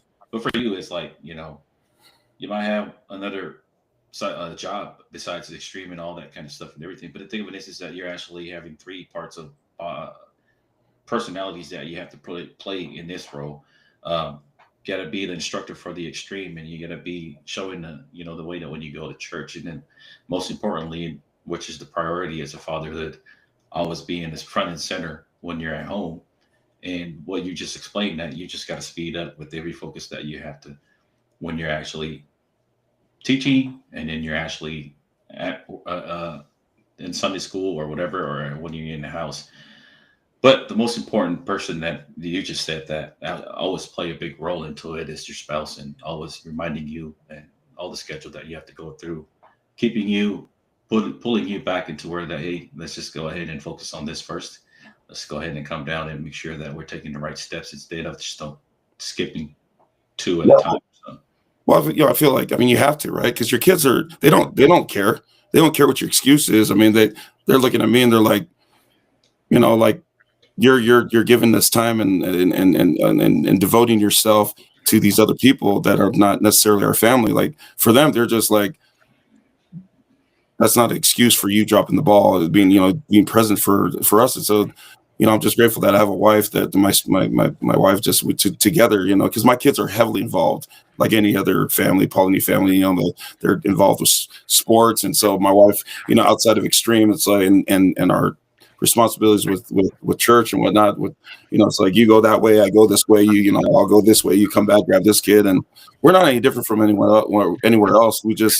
Now that we just have the added weight of the extreme and teaching classes, we just got to become more efficient in what we do. And but you're right, man. My wife is the reason why we're able to do that. Because if not, she would have divorced me long time ago. So You know, I like to think that like I think that's another reason why a lot of women go to classes for therapy. Like for me, I do running because that's therapy for me. Now, if your step class was here, I would definitely drop the running and do step for real, honestly, because I just like Kalani, I when I was younger, and to my kids who are going to be listening to this, do not take this at do not do what I did back in the past. I did clubbing a lot just for the dancing part, and because you go into the club, you start dancing, you don't even realize 4 hours have passed already. And so it's the same thing with step. But when I do running, it's like, okay, I did 1 mile, I got two more to go, and it's in my head and it drives me crazy, but it makes me forget what's going on in my life, right? and yeah, and I feel like yeah, that's the same with all the women who go to your class, and of course men too, but they hide it. I don't know where they hide their stress. It's probably in their head or whatever, I don't know. But um the fact that for women, they're able to do multiple things at the same time, but then they have to release that stress elsewhere. And so when you talk about how we learned that, like for me, I thought we had to balance things out, and I've always tried to balance with my 6 kids. Well, I have to say 7 kids because my husband is a part of that, and it's been very difficult. But I've learned that it's not about balancing. And I also learned recently, um, with my kids, just like how I was growing up. My dad, he's a workaholic, and mom stayed home, took care of us, and I hated that my dad didn't have time for us. But for us to have time with my dad, he would make us work for him. And uh, and I hate working for free. But if we came home and we didn't have chicken, we call pilikaki. We knew that we didn't do good at work, and we needed to hustle at the office. But as I got to be an adult, I realized that watching my dad, watching my mom's movement, even though they weren't giving us their full attention, actually instill good traits in me and instill good habits. And I feel like that's the same with your family as well. Is the time and sacrifice that you put into other parts, and that as you try to take care of this part to jump into the other, not that they're doing nothing, but those who are waiting are actually watching and seeing your works in action. And if they're not seeing it now, they'll be able to see that later in the future. Now, with that said, I wanted to ask you, I'm sure that you've come across a lot of criticism, or maybe not. And I'm sure now, being that you've done this for so long, you've been so immune to it. So how were you able to handle all of that? Yeah, they're definitely it definitely hasn't just been like a smooth sailing, so to say. It's sad to Mhm. say, but our Polynesian people are also uh, can be a wedge in something as good as this movement with Extreme, with the Polynesians and Extreme, and without going much into detail, we've had to deal with that. Whether feelings, uh, towards me or towards something or towards what we were doing was negative, or the reason behind it. But it's for me, I just had great parents.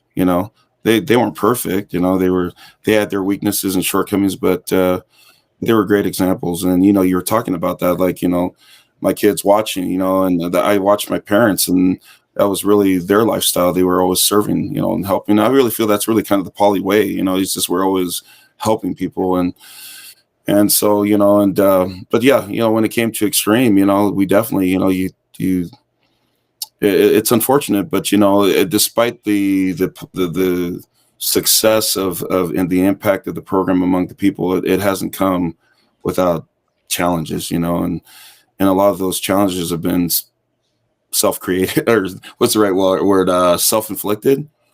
Yeah. And where it's created some tension, or some drama, so to say. And it's unfortunate, but I've never got caught up in that. I just I don't know. I know this may sound very elementary, but I just never allowed myself to get caught up in the noise. For me, I just would been able to stay focused on the task of serving Yeah. and just teaching.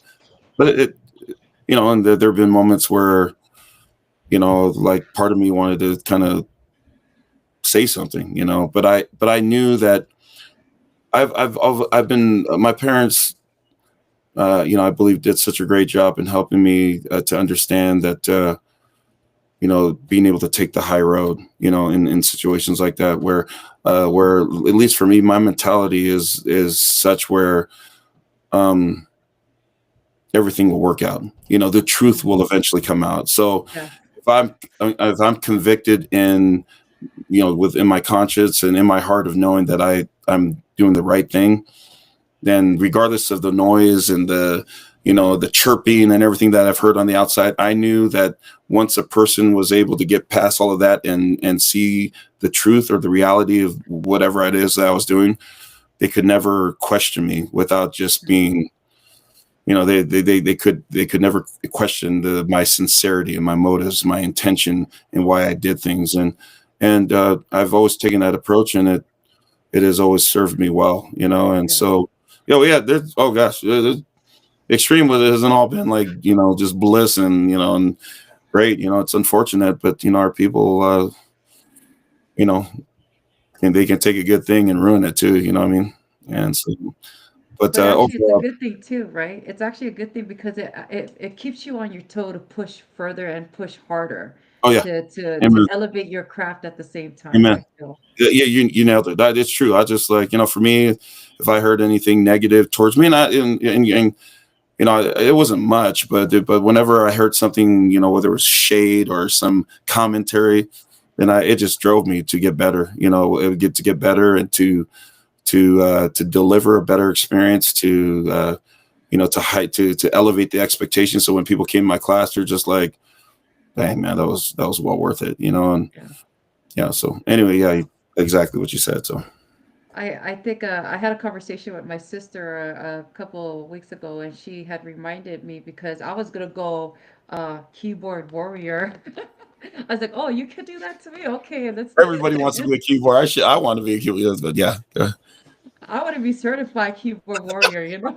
But but she had reminded me about, and I don't know the exact word of President Nelson, or before he had passed away. She said that he said to focus on when do not respond to negative that comes your way, but respond in a friendly way or something like that.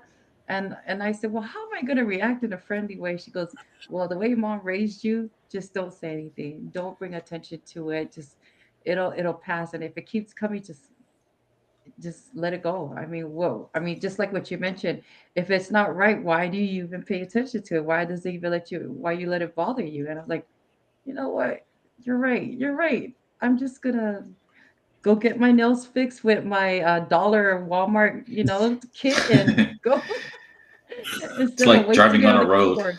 Yeah. Like, yeah, It's you like know it's like driving on a road when you see the split roads and the other road, the other side is too dark. You don't want to be there. Just keep on driving to where the light is at. Yeah. yeah. Well, But no, go ahead. go ahead, Nessel. I'll No, have no, go another ahead, go question ahead, after if you don't mind. go ahead, go No, ahead. it's it's always cool to see other our people that we pick and choose to come on this platform, and to also to listen to their stories, not only regardless of their background of what they do and their specialties and all that. And most of the stories, it does connect to where that it always come down to families, love, and sharing it to those that may still out there looking for answers and actually wanted to share those kind of feelings, but yet hopefully that we touch base on it. And our community as a Polynesian, it's something that we always want to, as far as sharing our experience and as far as trying to let people or other people hear, so that way that they can get some feedbacks, what they can do and stuff like that. And for this time, Brother Fall, for all the stories that he had shared as far as the extreme stepping and all that, it may impact some of the health conditions that some of our viewers that are going through. But most importantly, it's our mental issue as well. And I would like to like some of the quotes. This person right here that I know that are growing up in this faith. This person that became one of the my idol. I mean, most of our prophets and most of our leaders in our church as well. Everybody have their favorites, but I just wanted to read some of the quotes and some of the sayings that is so popular that he always say. Okay. And one of them is, it says, "Life is to be enjoyed, not endured." And another one is, "If life gets too hard to stand, kneel. You have not failed until you quit trying. In all of loving, have much fun and laughter." And most of the things that we touch base today is basically most of the stuff that this person had talked about, because it does go back to our culture as far as the Polynesian community, that the power of perseverance, the importance of enjoying life, and the value of trying one's best. And I want to thank Brother Fa for all the experience and everything that you have shared, because you know what? I never knew that stepping will benefit somebody that was going through a lot of hardships as far as the medical conditions that they have dealt. Something that actually that was holding them down. But it's because of the person that it's I was loving him, and because of the person that was next to him that pushing them. Hey, it does relate to us as far as parenthood, because that's the reason why we always have that counselor next to us to counsel us and Absolutely. to be able to push us. And this person that everybody knows, that you guys know, is Gordon B. Hinckley, and that's one of my favorite person too. My favorite too. So, and I'm not sure if I have any more questions, but I think there's a question in there that they also put in that it's called. I think she said that if you don't mind finishing the sentence, faith without blank is dead. If you don't mind, following, if you can Yeah, finish. right. It's the faith without works is dead, right? And I don't know. I just whatever, regardless of regardless of what your religious background, your faith is, I just I believe that if you truly believe in something, it's gonna you're gonna demonstrate that belief in your actions and what you do, right? And so you know. For me with it, because we've been talking about extreme and whatnot, that's really um, that's really been the driving force behind me, is just that when something has impacted you so much and has really changed your life, literally saved your life, like as extreme has done for me, uh, then there's a sense of obligation, like to pay it forward, right? Someone has blessed my life, and now it's my turn to pay it forward and helping it to bless other people's life. And you know, a lot of the poly people, they don't look at Phil like I do. They don't, and I get it, because they weren't introduced to the program by the creator. A lot of them were introduced to the program, but either through other people or through me and my siblings when we started sharing this with our people. And so, for me, it's just like, this whole idea of, of being able to pay it forward, that's been really the driving force for me, is just like, how can I show my appreciation to Phil, because the program is called Xtreme Hip Hop with Phil, or how can I show my appreciation and love to him, my debt of gratitude for what he's done for me in my life and how he's impacted my life. Well, the best way I can do is just to take what he shared with me and now share it with other people, and I think that translates to all areas of life, right? It's just, what is your faith if you're not able to put it into action, right? And to me, faith is an action word. It causes you to move and to react. And so if if you're saying something in your mouth and it's not being backed by action, then it's just empty words. And Dead, yeah. yeah, it's dead. Faith without works is dead, and it's true. And so yeah, I've tried to live my life in that premise, and sometimes I'm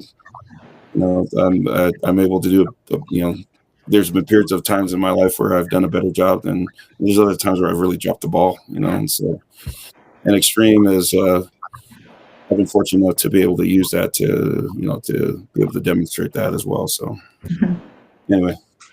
So I have to ask, okay, so um, how can someone from American Samoa, Hawaii, or Texas start a movement like yours? Well, it's funny, because the most of the instructors in American Samoa, and we had, I think, one or two in Western. I certified those instructors, meaning that when you go through the certification process, you have to put together 2 demo videos where you're showing that yourself calling out, and they're doing choreographed routines that were done, that Phil created, and then you submit it, and I review it, and then I give the thumbs up whether you're able to start teaching. So a lot of the instructors there, most of them in American Samoa, I was privileged to be a part of their certification process. But I'll tell you something.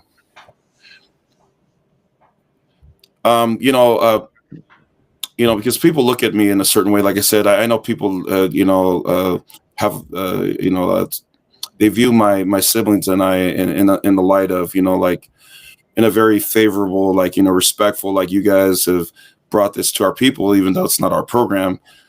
And so we've had opportunities where, like, they said, we want you come out here. We want you to come out here and come out here to us and tour, like, because, Phil tours, and I've always turned down the opportunities because I've never looked at myself like that. I've never looked at myself as, for number one, it's not my program. I just shared the program that, helped me. But if I ever did have the chance to go anywhere, guess where my number one, if I had to choose just one place in the entire world where the Polynesians are stepping, American Samoa would be the place I would go. Just because I had a big part in helping those instructors go. And then also add to the fact that we were gonna my oldest daughter was a competitive swimmer, and Wow. she was going to represent Tonga in what they call the Pacific Games, and Oh yeah. it was supposed to be in Western Samoa, and we had prepared and prepped for her to go there and represent Tonga, and then we found out that she was too young. The Pacific Games Council emailed us and told us that she was too young. She was 12. You have to be 14 to compete. So, So she has to wait 2 more years now? well, this was years ago, like around Oh, COVID. okay. Okay. Around COVID. Yeah, we've been privileged. My daughter was, my two oldest daughters were competitive swimmers, and so we were able to travel around the world to have them represent, Tonga in swimming. So it was Wow. a great experience for us. So, but Oh, yeah, interesting. yeah, you talked about are people trying something different besides just the same old I was volleyball? just gonna say, Yeah. yeah, So when you were saying that, I volleyball was or thinking, like, oh yeah, we experienced that. My daughters wanted to be try swimming, and I was so against it. I fought so hard to not have them swim, and they proved me wrong. And actually, I had a great. My oldest daughter actually, she had a lot of success and could have swam in college, but I think because she had been swimming since she was 9, by the time she finished high school, she was like, "I'm done, Dad. I'm she's burned out." tired. Yeah, Yeah, burned out from it. So, yeah. so That's the one thing we try to avoid having our kids get burnt out of something, right? yeah, When they what's get to kind of the that point. nature of sports today? It's like today you got to like commit yourself to year round, commitment to a particular sport instead of just playing a variety of them. So Yeah, that's a different subject. Yeah, I totally yeah, get that. It's like, yeah, and I have an argument with that because I feel like they gotta play a lot of different sports. But I agree. anyways, right? Yeah, So that's exciting that American Samoa was able to be certified through your program. Well, just yeah. because man, we definitely would love to have that spread out wide even more, not just American Samoa, but also with Western Samoa and other parts of the island, because I feel like if everybody's hitting the clubs, I'm sure this is safer for them so that they can make it to church the next day.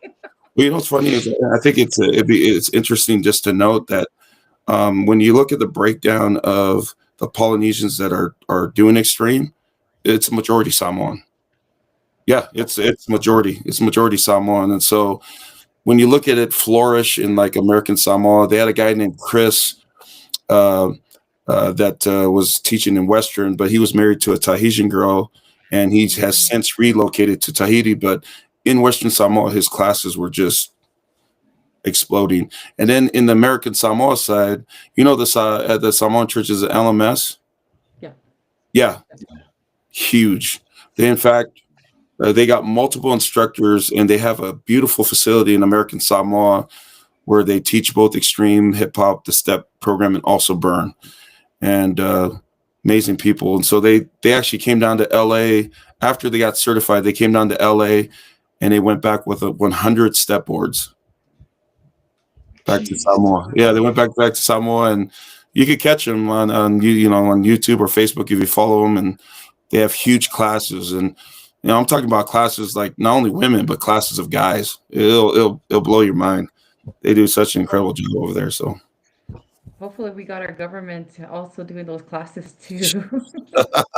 Or at least contribute to some of that because it does yeah, benefit all the health that we need. That I didn't even yeah, know. I didn't even know this. I just learned yeah, it yeah. today. If you jump Wow, on, that's pretty cool. maybe I'll just tag you on their Facebook page. But it's amazing to see what the instructors in Samoa are doing over there. This is incredible. And Wow, then even in kudos to those Brisbane, guys. yeah, yeah, Wow. So, I know it's getting late, and so I wanted to ask this question before I turn the time to Kalani. I always ask this question to a lot of our guests that come on our podcast. Looking back, to looking back at the past, there's you don't realize the future, so you figure out, looking to your past. Now thinking about all of that, do you think that everything that you've gone through in your life, what you have gone through, what you're going through with diabetes and everything that you had to go through with the challenges, do you feel like they were meant to be for the purpose of what's going on currently in the situation you're in right now. I do believe that the experiences were there for a you know, that that I went through those experiences for a reason, whether it was to eventually be introduced to Extreme and then to play a role in that being shared with other people. Um, maybe it could have been in a different format as well, but I do believe that those experiences were necessary to get me back in alignment where I needed to be.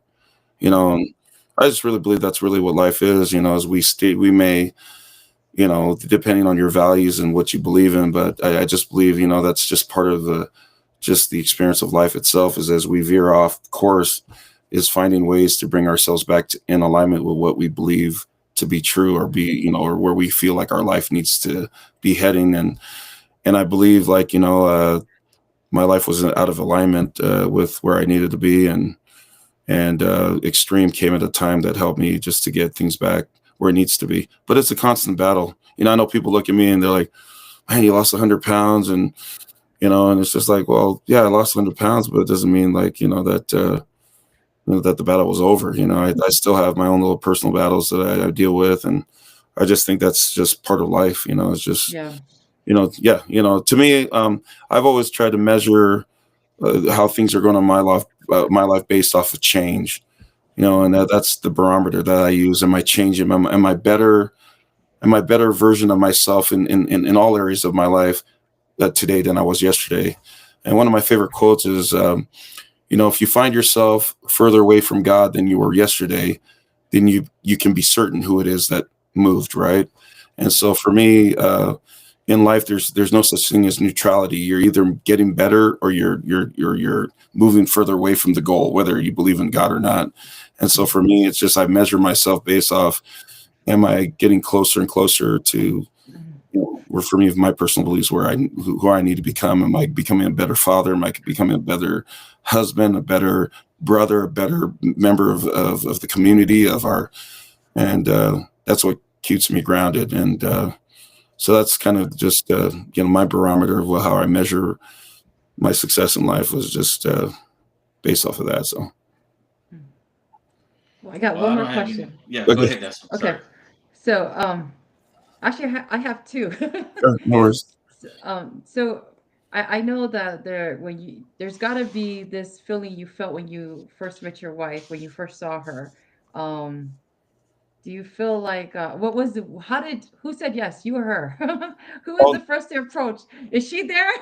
yeah, well, she fell asleep. If she was awake, she would be eager to share her version. Her version's a little slanted, but it's definitely become more favorable towards her, but Can we edit this part later? yeah, if she was awake, I would message you after the show and say, can you guys edit that part out? But it's funny, really quickly, I met my wife when they formed that Tongan branch Mhm. where I grew up. Her dad was called to be the first branch president. And we were in a Bologna ward. They called my mother to come and serve in a calling there. And so we eventually made the move over. That's when I met her. And she's my wife's 3 years younger than me, but she makes it sound like she's like 20 years younger. So the story that she shares is our branch was really small. So when we had like Sunday school, we just had everybody combined, from 12 to 18. Well, when I graduated from high school, her dad was the leader, our branch leader, and he turned around and made me become the teacher of that youth class. So I'm teaching my friends, my peers I grew up with. So she tells everybody I was her Sunday school teacher, and everyone looks at me like I'm like a child molester or something like that. But that's the story she was going to tell you. She was awake, but it was definitely me. She, after her dad was released, my wife's from Hawaii. She moved back to Hawaii, and I didn't see her for years. I went and served a mission, came back, and then I ran into her at a big wedding. She's a Matailes, so that's a big family in the Tongan community. And I saw her for the first time, and we were both older, and I approached her immediately and said, I'd like to get more acquainted with you. And she basically told me no, and because she wanted to serve a mission serve a mission. Wow. Yeah, so she went on her mission, and she doesn't believe me, but I waited for her because she used that as an excuse. She came back, and she wasn't even home a week, and I went on the attack. I convinced her to go on a date. The first date we went, I told her I was going to marry her, freaked her out. But after dating for a couple of months, she eventually came to the same conclusion, and we got married, and it was funny because my wife and I wanted to have kids right away, and so we got to a point after 4 or 5 years in, where we started pursuing medical means, and she tested. She did all the tests. She was cleared, and she was good. She was fertile. So they started teaching me. After my first test, they called us in from our jobs, and so after we got off work, we came in, and they broke the news to us that we wouldn't be able to have kids, and we were absolutely devastated. And eventually found ourselves in the office of our bishop, and he gave her a blessing and told her in the blessing there was a promise extended that if we would bring our life more in alignment with the gospel of Jesus Christ, that we would have a kid. And my wife and I left that office, and we were like, we're going to put it to the test.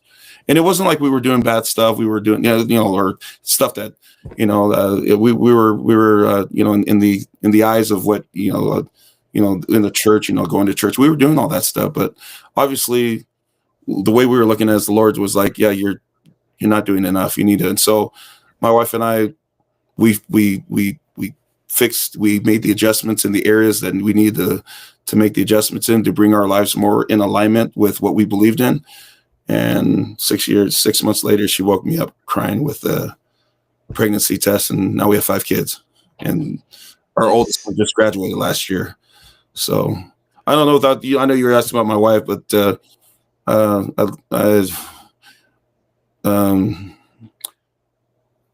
she's everything. I'm more in love with my wife now than I've ever been before. She's the center. She's the anchor of our family, and none of this happens. All this extreme stuff. None of this happens if it wasn't for her. So truly grateful for her, even though she's sleeping right now. Nice. That's a beautiful thing to hear from a man to talk about his wife like that. That's very beautiful, you know. Yeah, I don't think I do anything special, but I always, I don't know. I always wanted my wife to. I always wanted my wife to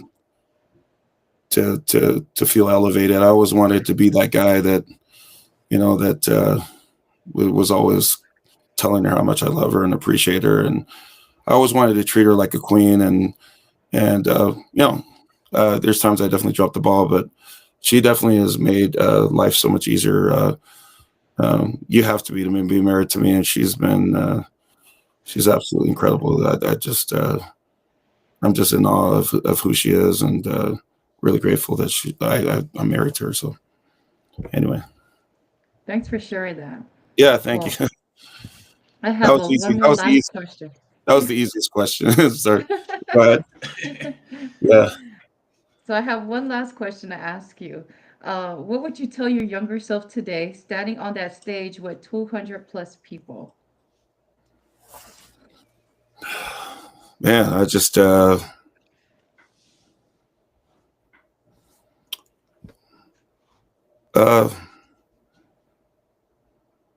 I would just I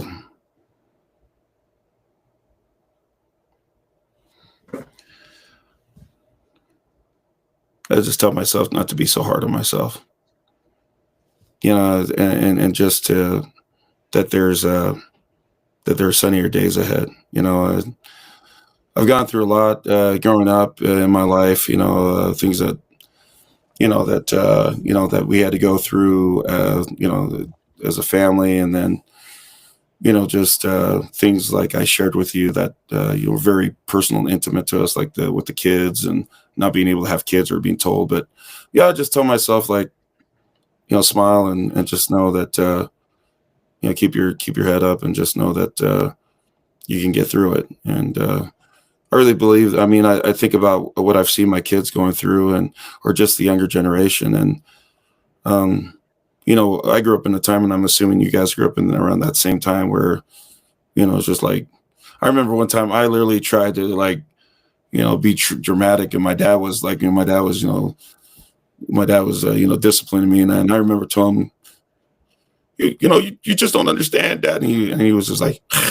I was trying to, I was trying to, have this Yeah. emotional, watching too much movies, thinking like, and I tried that. My dad was like, tugal al PC, which in the tongue language is stop being nonsense. But yeah, I just, I'm a big believer in humor. If you get a chance to know me personally, and I think the people will tell you that come into my class is that, humor is at the forefront of everything I do. And unfortunately I push it to the edge sometimes, and and then maybe it can be inappropriate at times, but I believe that you just gotta laugh Yes. at yourself, like, dude, it's okay, you messed up. And that's, to me, is when you lose hope, is when you think like you can't change this, you can't change it, and you just hang on so much to the past that it doesn't, you just can't even see hope for the future, and so for me, the transition of learning how to just let things go that has happened in the past and just focus on the future has been uh, life changing for me. So yeah, so if I had to give advice, I'd be like, hey man, it's okay, just get up and just enjoy the journey. So yeah.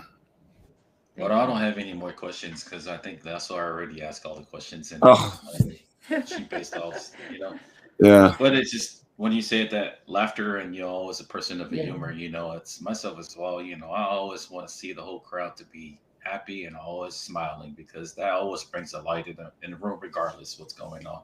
But it always brings back our favorite artist, Bob Marley. Just don't worry, just be happy. Yeah, man. Yeah. It's so yeah. It's so cliche. It's so cliche, or so like, well, it's what everyone says, but it's so true, man. Just learn to. That's one of my biggest peeves is when a person can't laugh, and they take Right. themselves too seriously, and And you cannot even tickle them because they'll still be like, get yeah, they're off so on me. so Like, tense, and it's just like, gosh, man, like I do. I like to I like to infuse humor in when I interact with people, and a lot of that sometimes teasing, and sometimes I can take it to the to the edge. But I just believe you gotta laugh at yourself, man. It just makes yeah. life so much better. Yeah, yeah. I think Well, that's there's no other questions, Lesso, but I just want to No. say my last Go words, if ahead. you don't Go mind. ahead. awesome. No, go ahead. No, thank you so much, Brother Fa. Thanks Thank you you. for being here with the Pulse of Polynesian, and hopefully Mhm. that our community and anybody out there as a Polynesian, please hit Brother up because with Yeah, all the experiences that he'd been through and all this stuff, myself didn't even know that American Samoa has been impacted from this brother, but Yeah. uh, looking forward to watching those videos as well and everything, and also looking forward to maybe I'm gonna have to get my wife and my kids. Hey, we're gonna have to go do some stuff in the garage, not knowing that we're gonna do some stepping. But don't be surprised if I contact you, brother, Lord, as opposed me. to some of the stuff because I don't know anything. Because if that music plays in the garage, it's probably just dancing, not even having a unison as far as what we need to do. But other than that, those are my few words. I just want to thank you so much for being with the Pulse of Polynesia and also with my host Leaso for having me as well. Thank you so much. Yeah. Yeah. Thank you, Glenn. Tony, Brother Fox, if there's anything you would like to say, last closing before we end. Oh, thank you. I really don't look at what I've what people view me, the role I've played, and maybe the perceived impact. I've never looked at myself that way. I've just been grateful that I've been in a position where I could impact people. I think that's really what people want in life, is just a sense of purpose. Like, I've made a difference, and Extreme has allowed me to be able to do that. But I've never looked. I just feel like I was fortunate to be in a position to be able to introduce it to so many people. Um, and yeah, just grateful. I mean, that that you guys saw value in me coming on your podcast and being able to just share some experiences. But I'm just grateful, really humbled to be a part of it. And I know, how's Crystal connected to you guys? Is she part of the podcast sometimes, She or? is, yeah. Yeah. She's a part of our panel member, so yeah. So she's a So part of our podcast, yeah. yeah, so what Crystal didn't tell you maybe is how big of an impact she's had, right? I don't believe that Extreme would have been able to get out to the world, so to say, especially in the Polynesian community, without Crystal allowing me to teach in her studio. Because I actually had the studio I started at, I wasn't able to teach there anymore, and so I went. I didn't have a place to teach, and I reached out to Crystal's manager, who was managing the studio that she and her mom ran, and asked if I could teach. And Crystal took a chance on me, and when I went to her studio, that's when it exploded. Wow. Yeah, so she didn't tell you that. Oh, I So, didn't know. No, she didn't. yeah, she didn't tell you that. So she's been very humble. She played a huge Yeah. part, and she saw she saw the value in the classes when no one really outside of people were coming to my class, and so I went there, and their studio is called Good Times NutriFit, and I started teaching there. And then there was another Polynesian studio. Both of them were owned by Samoan families. I went across in town, just down the street from Crystal's studio, and then I started teaching between these two. The other one's called Simply Nutrition, and between those two studios is where it all started, and it Wow. exploded. And so, two Samoan or Polynesian, owned studios that had a big part in the explosion with Extreme. But Crystal and her mom, Mama Tassi, were a critical part of it exploding. And without Crystal, it probably wouldn't. And their studio, some of the greatest memories and greatest experience. It became so big that I was literally teaching on average 4 classes a day per week Nice. That's pretty cool. Wow. In Crystal studio, 2 in the morning, 2 at night. And it was all because Crystal was like, keep teaching, Tony. And so anyway, I just wanted to put a shout out for Crystal and her mom and playing a big part in that. So yeah, that's my last words. I just, if anything, if you got from the interview, I hope you guys could feel the debt of gratitude I felt and the privilege.